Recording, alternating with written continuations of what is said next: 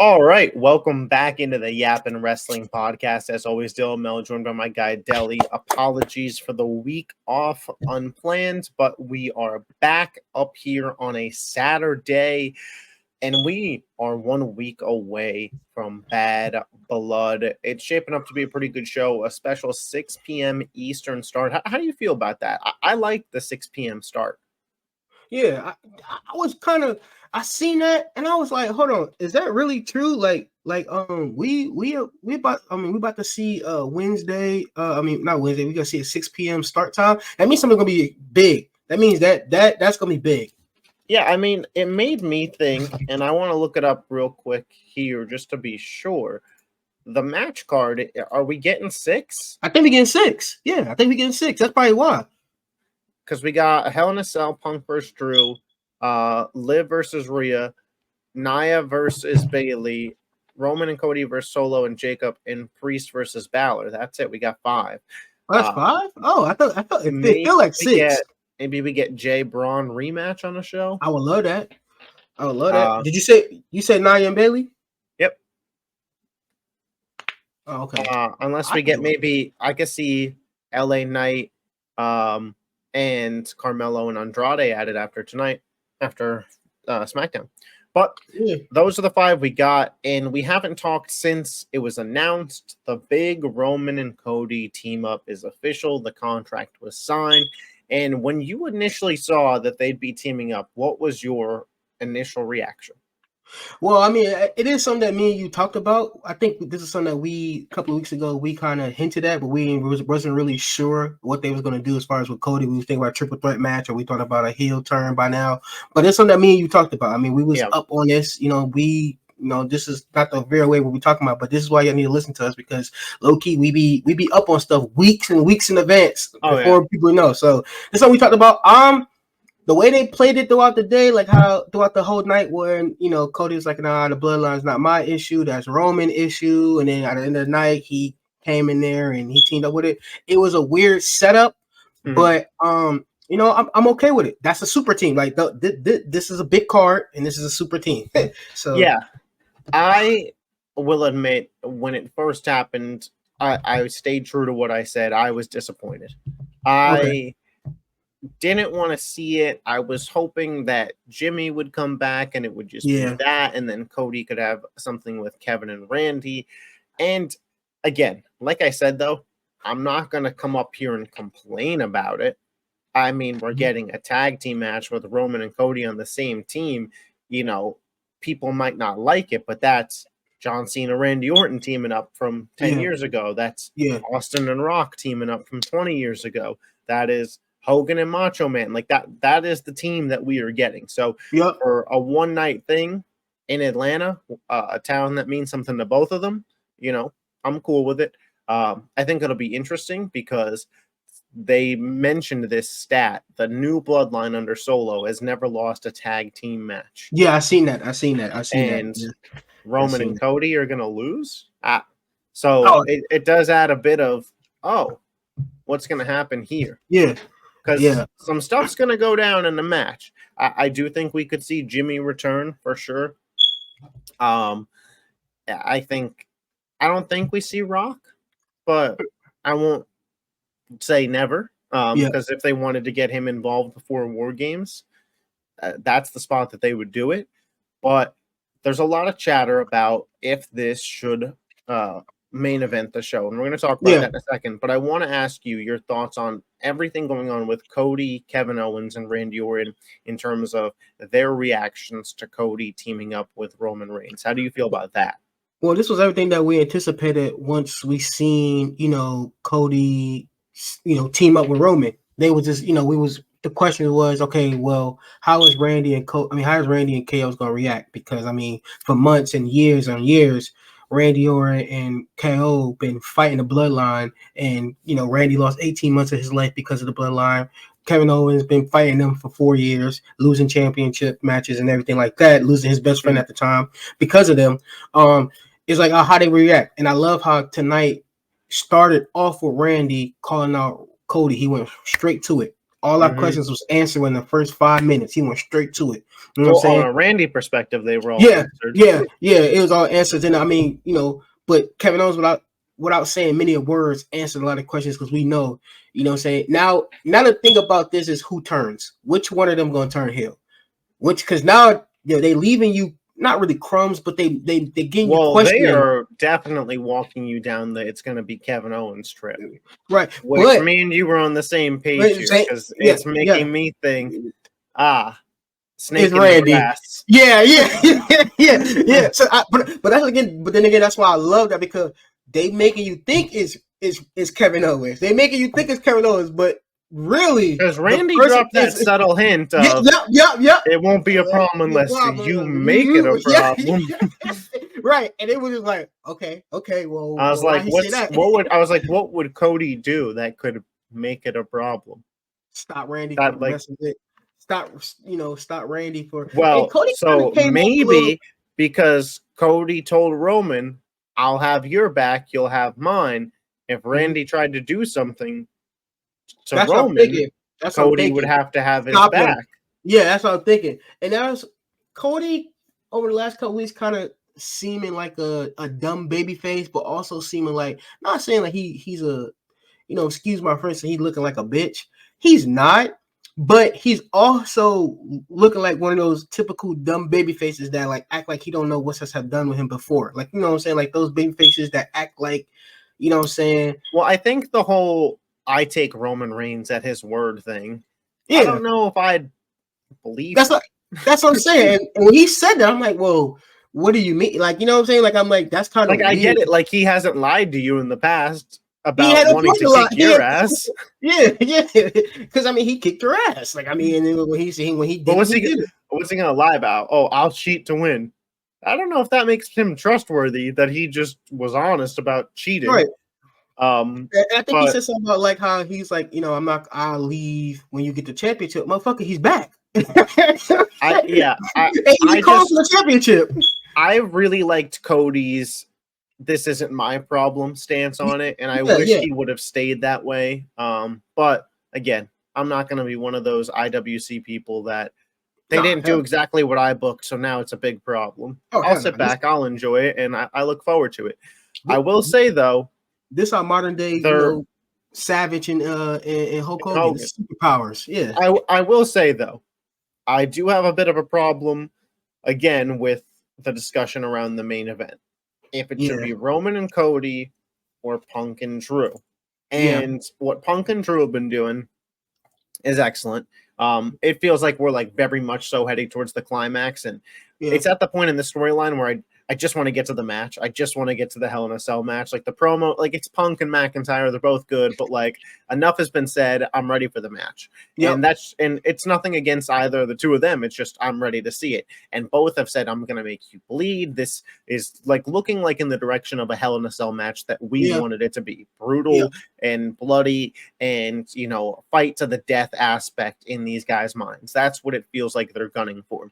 And to me, with the significance of the Bad Blood pay-per-view, PLE, the first Hell in a Cell there, and like this should main event. That is where I stand on it. The only way that I'm okay with Roman and Cody main eventing is if Rock returns. If Rock returns to close the show, so be it. But I don't need that match in the main event just for Jimmy Uso. Mm-hmm. Or just because it's Roman. You know what I'm saying? Like I just don't think this match. It's a put together match like this. Yeah, I'd like it to open the show. And that's what me and you talked about. What I told you when you asked who should open it. I said I think Cody should open it. Like, Cody been opening shows. If it ain't really mainly him, he'll open it, which he's cool with. Roman is either open or close. I think they should open it because they're about to close every show, though. War Games is going to be Bloodline. Yeah. Rumble is probably going to feature Roman trying to get back to the title, and how does he get screwed out of that? Mania, it's going to be night one's going to be Cody's match. Night two is going to be Roman match. Yep. So they're about a main event every single show. Like this storyline doesn't need it where it's at because it's not at its apex. Yeah. Punk and Drew is at its apex and has a big stipulation involved. Exactly.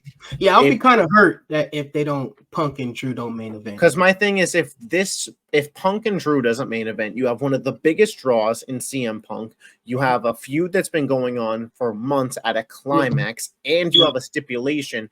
What would ever main event over Roman and or Cody then? Yep. I mean, I agree, and that's the thing that what I'm saying. It's kind of because I guess penciled in. I think I've seen some pencil right now is the tag team match, but it's up in the air, could change, but it's penciled in that the tag team match is the main event. And I also seen people's like, okay, they're gonna try to say double main event where they're gonna have Drew and McIntyre be fourth and then be fifth and whatnot, which I feel like that also takes the. I don't think you can do it that way. I agree. I also don't think you could do the tag match fourth. I don't think that these two can go back to back. No, I think that should open, and I think Drew could, because if we're gonna sit here and applaud Triple H about his booking, how much he cares about story, then this should be a main event. This Drew and Punk should be main evented. And if not, they should open though. I don't think they should be fourth, regardless. Okay. Because I just think them right next to each other is going to take attention away from the other one, because it's like that match is over, zoom right in, and you're not digesting. I think a cell needs to either open or close. I can't have the cell be second to last. Yeah, no, I agree. Yeah, I agree. So, I agree. No, we both think this should main event.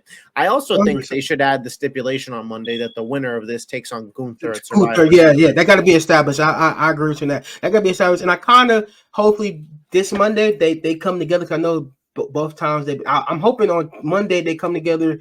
They have a few. They fight a little bit, have no type of fight, and then Tuesday he comes in, and after the Trick Williams Ethan Page match is over with, Claymore kicks him in the face, gets that heat in the Chicago crowd, and then now we off and running into Saturday. Because I hope that's the case, because they've been having a lot of promo battles back and forth. They haven't been seeing each other. I know Punk been doing the NXT stuff, which he's always at NXT, but let's just have some. I'm excited for NXT too. Oh yeah, me too. I'll be for sure watching that at 8:00. But yeah, I'm just this match, like I said, if we're gonna get on Paul for all the good things he's doing, I feel like for sure that on Saturday, I for sure that it'd be kind of be a big mistake. Not saying the match won't be good, but I kind of feel it'd be a big mistake if Drew and Punk don't main event.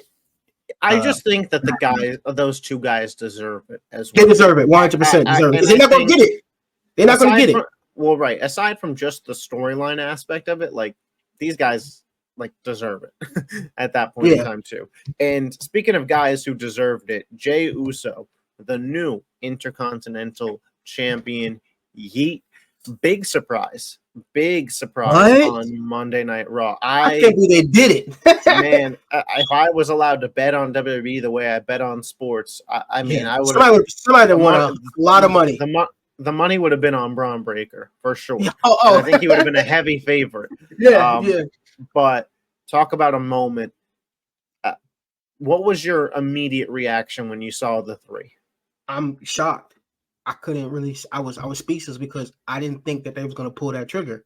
I didn't think. I mean, I'm not going to say teased it, but it was a lot of stuff. 14 years, haven't had a single change. You usually been saying that underneath the Triple H regime, and that didn't really mean a lot. Like some had it, some some won, some didn't. But they kept saying it. And me, I'm thinking with my old head mind. I'm like, okay, Braun just won the championship, so I don't see no point of Braun winning it, then losing it, then get it right back, because he's getting it right back. So there ain't no point. But man, I was shocked. I was shocked and happy at the same time, because Jey is, when you think of Jey, you think of the Usos, and what he has done by himself, of getting himself over by himself. Even though some of his matches ain't amazing, some woo, but he got over, and he's hot, just like LA Knight was last year. He's LA Knight hot right now. And I saw that the original plan was for him to win the Money in the Bank, but they had no plan for it. Yeah. And they were like, we want to put it on him, but we don't have a sense of direction after we put it on him.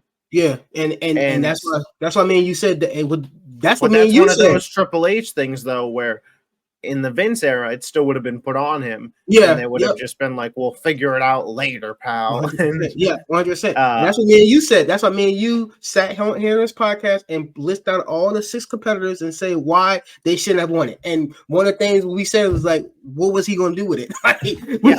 Well, and that's one of my things with this IC title, though.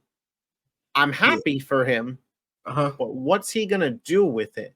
Because is he not about to be in a War Games match? Is he not about to be involved in that? You know, are we potentially headed in a direction where the War Games team is the Bloodline versus Cody, Roman, Randy, and KO, and the Usos aren't involved? Looks like and it. Or then Kevin and Randy are fighting side by side with Roman. I can't see that. I can't see that, but it'd be very fucking weird. But I mean, you could get a turn in the War Games. Yes, you can. You can. I mean, it's just that if they're putting the title on him, I feel like they have to have a plan for it. So the plan is either, and walk with me here. Mm-hmm. They set up the rematch at Bad Blood. Braun in Atlanta, his hometown. Jay and the Bloodline costs him. Mm-hmm. Solo, Tongans, Fatu, whoever, cost Jay the title. Jay finally, after 14 years, got a singles title, and this damn Bloodline took it away. Yep. That is a why for why are you back on Roman's team? Right. Why are you fighting him? That could be the why. Is either at Bad Blood or Saudi. I keep forgetting about that show. Yeah. That's right in the middle before. So either one of those two, because we got 2 months, and they haven't put no breadcrumbs up for one time when Paul was there and he looked at him, and that's the only time. But that was before Jacob Fatu. That was only one time.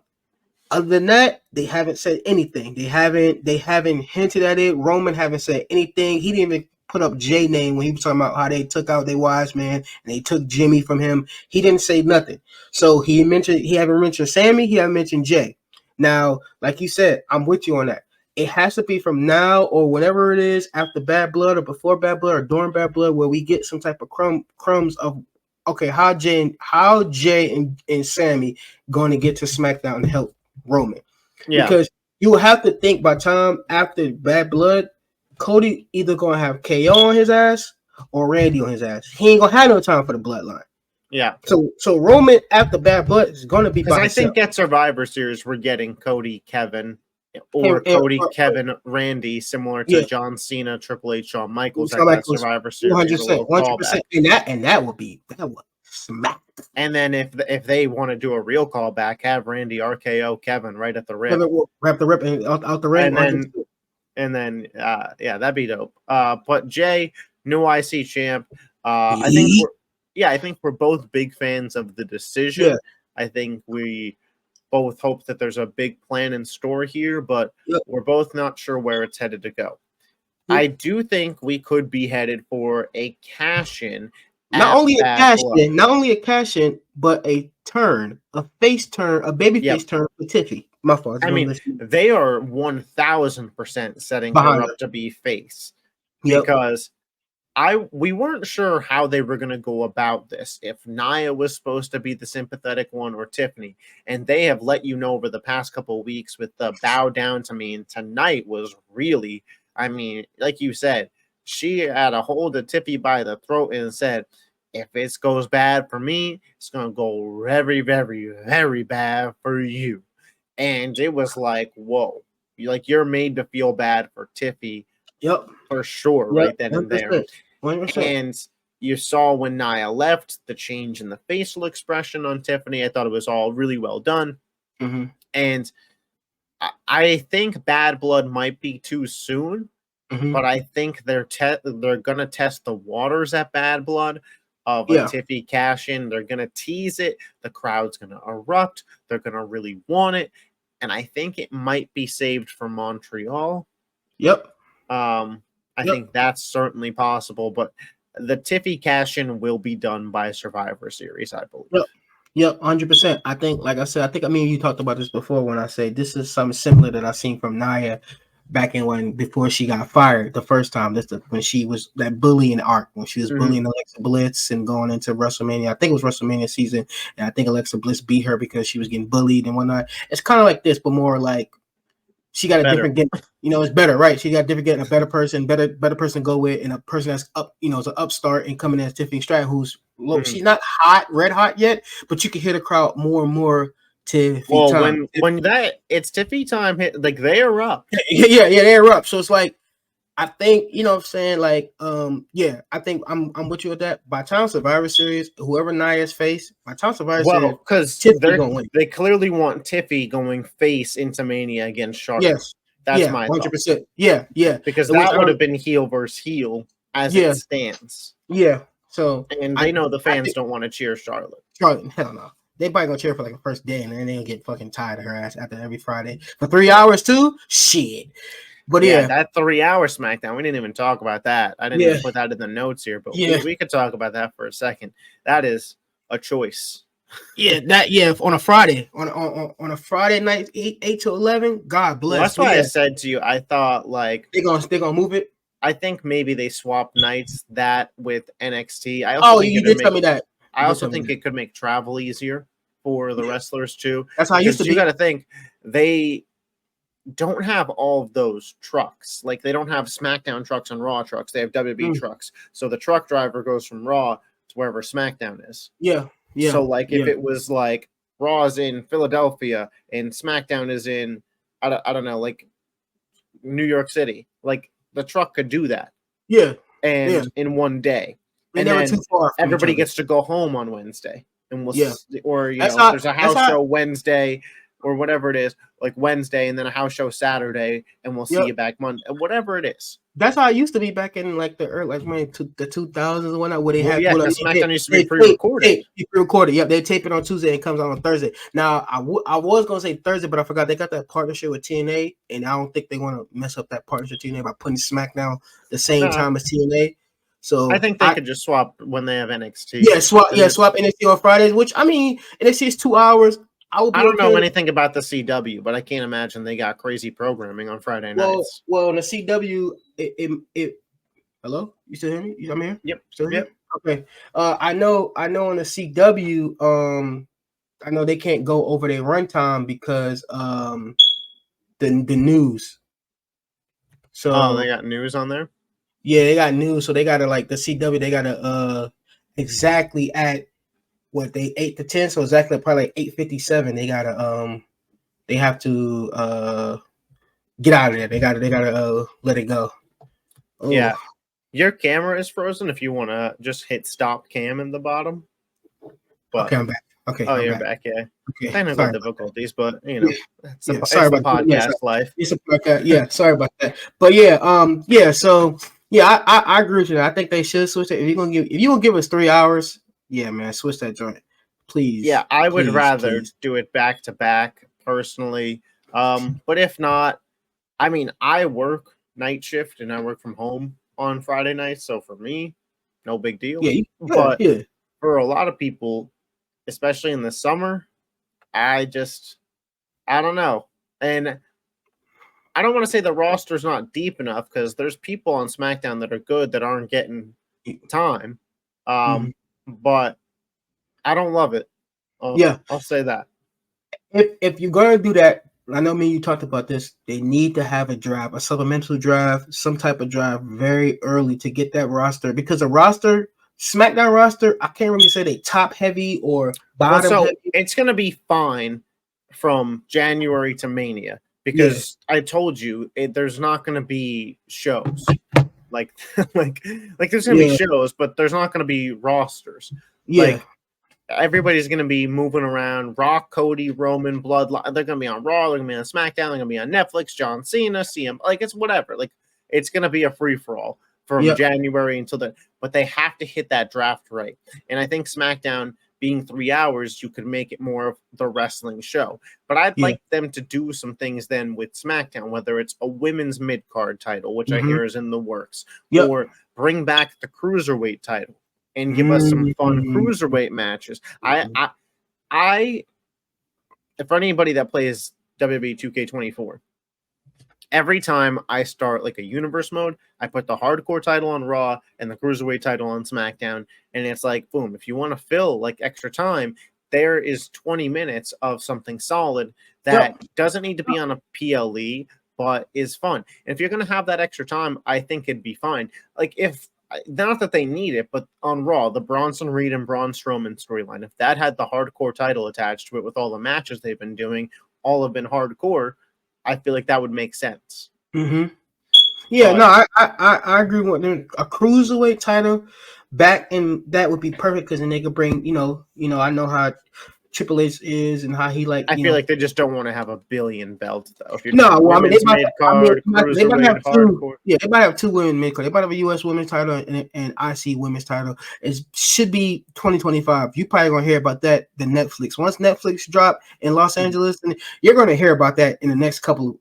Right, like literally the next week after that. Like, yeah, they're gearing like that January 6th, 2025 is gearing up to be WrestleMania week. They'll probably be crowned those champions by 100%. Or at that before, I think before WrestleMania they have that not before WrestleMania. Don't they have another Saudi show? Is that before Mania? I think so. Wasn't that or after? I don't. Do you want to crown new women's champions in Saudi? No, I don't. I just don't know if that's where you want to bring in a new women's belt. I don't. But I would say because they do the maybe Chamber. Yeah, I don't want. I mean, no women be. I would love to see Liv Morgan in some shorts, not some long pants. I'm sorry. I don't want to see Tiffany Stratton with her shirt all the way buttoned up like that when she got. Okay, my bad. Yeah. Speaking of Netflix and speaking of women, the Vince McMahon doc. You are 2 episodes in. You said. Yep. I have completed the whole thing. Yes, you did. And I will say, I think that it's super interesting that they filmed this doc mostly before all this news of Vince dropped, and then it dropped during, and then some of it shifted, and I just thought it was so interesting, and I wonder how much direction of the documentary itself changed, because it just, I thought it was fair. I thought it was a fair interpretation of things. It's tough because a lot of, Vince came out and said that he thought it was bad, and it came out that he was trying to pay to stop it. And I'll say this, right now it's pretty hard to paint Vince McMahon in a positive light. Yeah, but I thought that the documentary did a good job at saying what Vince the promoter and Vince the businessman went through and created. And there's a lot that went into that. I also think that it shined a light to how many different allegations and lawsuits that Vince has really faced. And when you see it all in like a 6-episode span, you're like, over the course of the last 45 years, this guy's been in a lawsuit or 2 every single episode of this talk. And then you also see, which I don't think was talked about enough, but I think is really interesting, and maybe this is just more so for me, but if somebody like wanted to dive into it from a psychology perspective, in the beginning of the doc, he talks about his relationship with his father and how he didn't even know him until he was 12. And he kind of just brushes that off like it's no big deal. And then he's like, I met him and I thought he was the greatest guy ever. And I'm like, that's weird that you thought that, and I don't really believe that you felt that way. I would imagine there was some like animosity there, and rightfully so, by the way, as a 12-year-old to just be abandoned by your dad. I think Tony Atlas said it like, when he was when he was saying, he was like, he thought his dad was the coolest guy in the world, that and the third. Tony Atlas came on like the the black out the tie with the no, that's Tony Atlas. I don't know if you know or not, but that's him. He came and said like, Vince didn't like his dad. So when he said that, I'm like, okay, so what Vince telling them people is a straight up fucking lie, because he's like, well, I don't. He's like, I don't think. Which, by the way, I wouldn't blame him for not. Because like you said, so I only you've seen the whole 6, but I've seen the first 2, and just to piggyback what you're saying, it kind of put a lot of stuff in perspective of the mastermind. Did they get to the episode by 2? Did Vince talk about when his father died yet? That was 2. Yeah, that was 2. Yes. So he says that the day before his father died was the told him first he time loved him. his Told him he loved him. dad told Yeah. him that he loved him and Yeah. gave him a hug. And Yeah. then he goes, and then he died.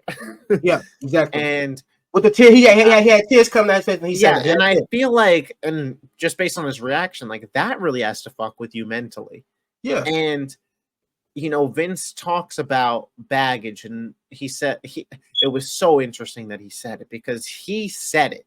He said, I don't understand why anybody with these psychological things holds on to it. You just have to kick it to the curb and move past. Like, I mean, they get to a point later in the show where he just says that. And it's so crazy because on one hand, they talk about later his relationship with Shane. And I mean, it is the same. Shane is always desperate for his father's affection. Yeah. Didn't get it. And Shane later goes on to say that after the WrestleMania 32 Hell in a Cell with Undertaker, his dad hugged him for the first time after a match and told him he was proud of him. And I was like, how did you crave your father's attention for all those years and then not give it to your own son? And you kept the bad trend going after you just said that that's not what somebody should do.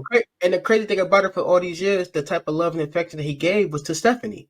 As you can see, he gave Stephanie everything. He gave Stephanie a big part of it. You'll see, because there's some real messed up stuff he does. Oh yeah, I know. Too. Yeah, he and does. I'm not talking about just the storyline concepts that we don't even need to talk about here. There's some stuff like behind the scenes even. Yeah, and like I said, and I text one of some of my buddies that I have a group chat about wrestling, and I was telling him after watching the first episode, he was talking about when he met his dad at the age of 12, but before that he had a stepdad. His stepdad was abusive, and I was like, you know what? That explains a lot. He didn't grow up with his dad. He didn't have his dad. His dad was always on the road, doing stuff like that, being the biggest promoter, and he never had that. So it explains the way he act, the way he think, the way he goes about stuff is because he's from a damaged home. He's a damaged man who hides his stuff or who puts his precious stuff aside. He just doesn't work emotionally. No, he don't. But which makes him him. With the good with the Vince always is, always like for a normal person is bad, if that makes sense. Like his good is not showing no emotions, being so his good is that he's able to be a workaholic to the highest level. Yes. And he don't have no emotion, so he's able to take over those territories that people said not to take over. When his dad said, I don't know about that, Vinny, he like, Dad, like, well, so he's able to be a grinder of a businessman because he quite literally has ruthless aggression. He don't like nobody. Like he don't have no friends. He don't see. I don't think he has the ability to. Yeah. And it's just, it's interesting because I don't want to mince my words here, but you feel bad that that's his reality. Yeah. I don't feel bad for him after all the things that he's done. No. But I feel bad that because of the situation he started in, he was so far behind the ball emotionally that a catch-up would have almost been a miracle. And to be fair, he took it steps further back if the allegations are true. But it was, and then, good on Shane, because again, they get to this point in the pod, and Shane talks about WrestleMania 32, how he got to bring his boys out with him for the entrance, and they come out, they're doing the dances and all of this, and you could just tell that Shane broke that cycle. Yeah. His boys feel the love. He doesn't, and because so he know good on Shane. He know that Shane probably is one of those kids that he as him growing up, he know that I don't want to be. He's not gonna tell nobody that, but he knows that's how. From my brain, it should have been for Vince, and it wasn't. And it wasn't. I think once Vince got money hungry and he started getting that greed and he starts getting that success, he had no time for his kids, and it showed because a lot of stuff that Shane wanted to do. And same thing with his dad. Like how me talking about right now is the same stuff that we watched in the documentary. How he wanted to do stuff for his dad, and his dad didn't let him do that stuff. So he waited till he took over for his dad company. Yeah. You know what I'm saying? So so another note on that is though Shane, came to Vince when the UFC was up for sale Yeah. in like 2010, Yeah. and Vince said no. And Yeah. then they ask Vince later in the doc, they say, do you regret not doing that? Do you think Shane got that one right? And he refused to give him credit. And it's like, oh, so you're still an asshole. Yeah. Yeah. Until he Like you fucking just died. Until he didn't died. learn from it at all. No. Until he. And so, and then in episode 6, I don't mean to spoil things for you, Oh but no, episode 6 I'm is where good. you see like people who were interviewed after the fact Oh of what really? happened, like of everything coming out, and Bruce Pritchard is one of them. And Bruce Pritchard defends Vince in this and looks like just such a shill, and he looks so bad, and he's like, Vince isn't a bad guy, and it's like, dude, like this is a day after all them allegations dropped, and he's just defending him. And you know, they have Meltzer on, and Meltzer's killing him, of course. Yeah, of course. Yeah, Meltzer was killing him the whole fuck. I watched some clips. He was killing him the whole fucking time.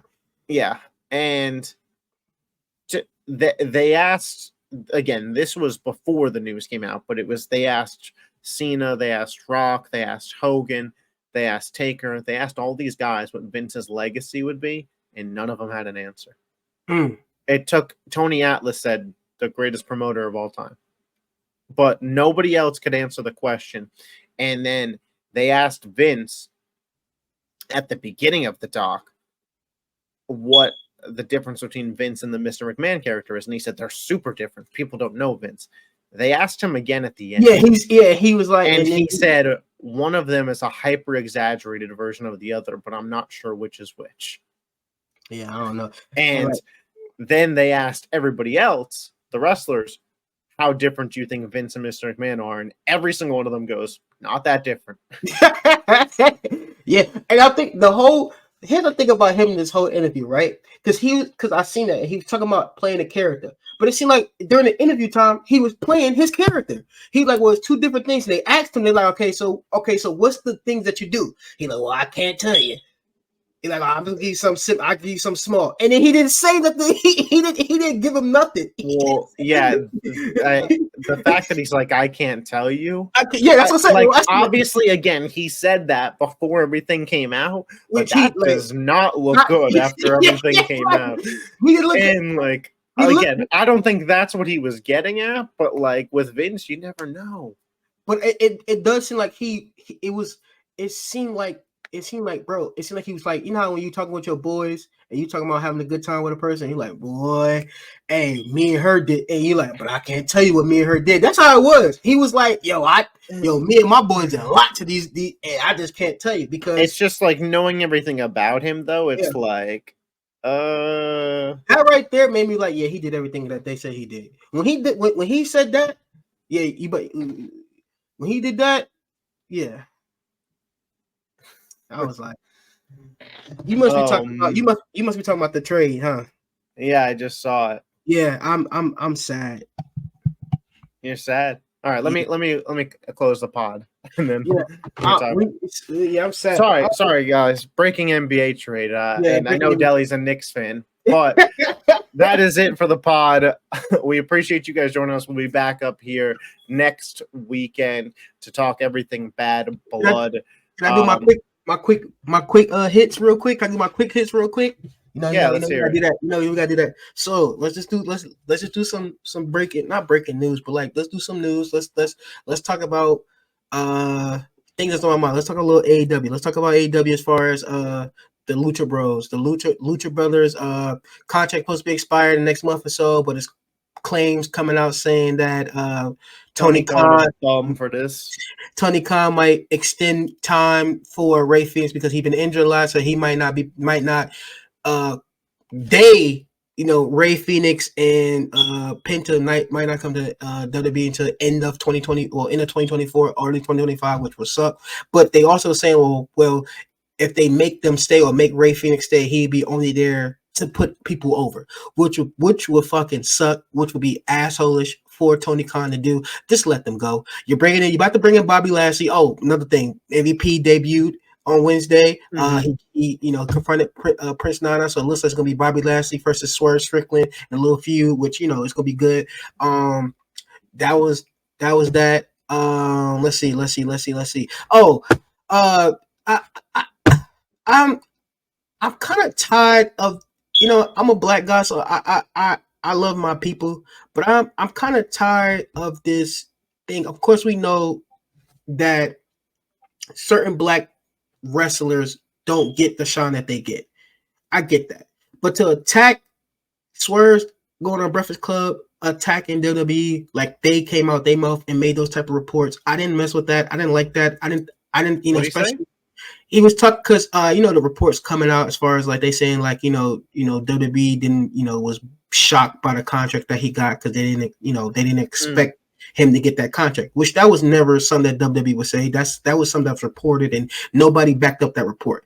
But the yeah. fact that of course Charlemagne and them they messy, so they asked him and then he had a answer saying they don't like when what I'm saying when somebody they didn't appreciate me 2 years ago and now they calling, so why you calling me if you don't think I deserve this contract, which come on sir, if who was in a part of that regime that didn't like, let's be real, Vince Mm. wasn't too high on black wrestlers like that. Let's be real. Now he pushed certain black wrestlers but not all. Now when you was under Triple H loved you and Triple H had you with a I was to say faction he that was was an working. NXT guy.